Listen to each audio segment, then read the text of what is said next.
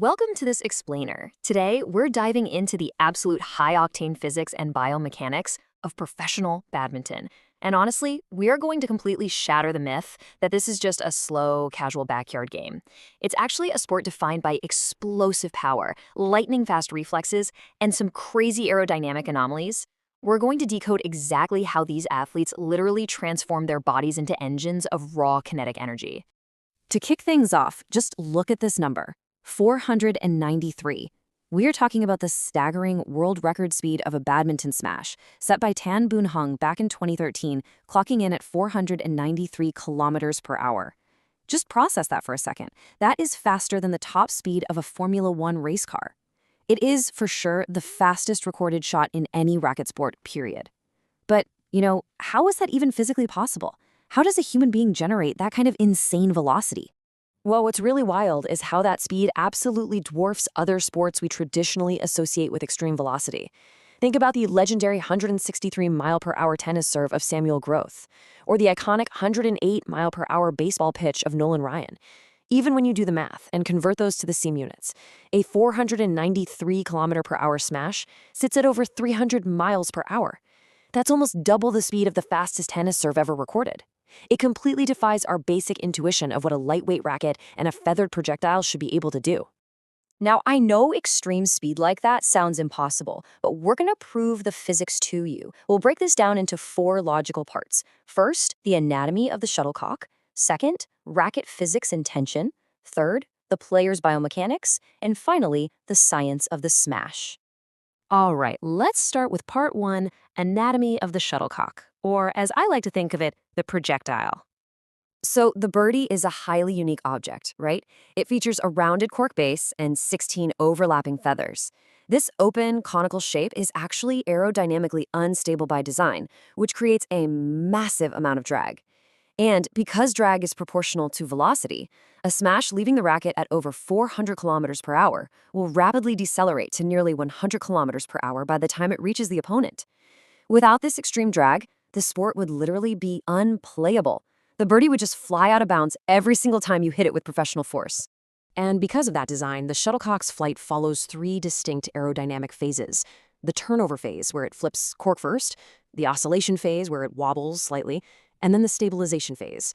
This is perfectly illustrated by the fluid dynamics of the recently banned spin serve. By adding a pre-spin in the opposite direction of the birdie's natural rotation right before striking it, players realized they could prolong that middle oscillation phase. This creates a devastating dip and sway pattern. It was so completely unreturnable that the Badminton World Federation actually had to step in and ban the technique. Moving right along to part 2, racket physics and tension, basically the tool of the trade. To generate momentum that can actually overcome the immense aerodynamic drag we just talked about, rackets are engineered from ultralight materials like carbon fiber and graphite. But the frame is really only half the story. String tension is where the magic happens. Settling a common debate here, lower tension, around 22 pounds, provides a much larger sweet spot and effortless power. But high tension, pushing 30 pounds, well, that shrinks the sweet spot down and demands immense physical strength. But it trades that off by giving elite players laser-like control and accuracy. To really conceptualize this, think of the string bed like a trampoline and the kinetic energy of your swing as a person jumping on it. A beginner swinging relatively slowly is kind of like a lighter person on a low-tension trampoline. They get a great, helpful bounce. But an advanced, powerful player is like a heavier person. If they jump on that same loose trampoline, they'll bottom out and lose all their energy. They need a tightly tensioned, stiffer string bed to efficiently store and return that massive amount of force without losing any power. Okay, part 3, the player's biomechanics. This is the engine driving the whole operation. The physiology of a match is absolutely brutal. We're talking short, intense rallies, averaging just 7 seconds, with athletes operating at over 90% of their maximum heart rate. To achieve an explosive rate of force development under these conditions, without doing a time-wasting counter movement, athletes utilize really targeted strength training, like staggered and wide stance concentric squats. You see, in a match, you don't have time to dip down to gather momentum before moving. You have to accelerate instantly from a dead stop. This specific high-force training improves neural drive, allowing the player's engine to launch them toward the shuttlecock without a second wasted. And all that explosive power translates directly into deceleration, which is honestly just as vital as acceleration. Multi-directional cable lunges perfectly train this dynamic. Lunging makes up nearly 18% of the movements in a singles match. If a player lacks body control and their trunk collapses forward during a deep lunge, their center of gravity pushes way too far out, completely delaying their recovery. Training controlled deceleration ensures they can hit the shot with perfect posture and instantly spring backward right to the ready position. Which brings us to part 4, the science of the smash, the grand climax where the projectile, the tool, and the engine all converge. A flawless smash is literally a symphony of physics. It's not just about raw arm strength. It relies on sequential joint actions working in a perfect chain from the ground up. The player uses lever mechanics plus hip and shoulder rotations to generate massive torque and angular momentum.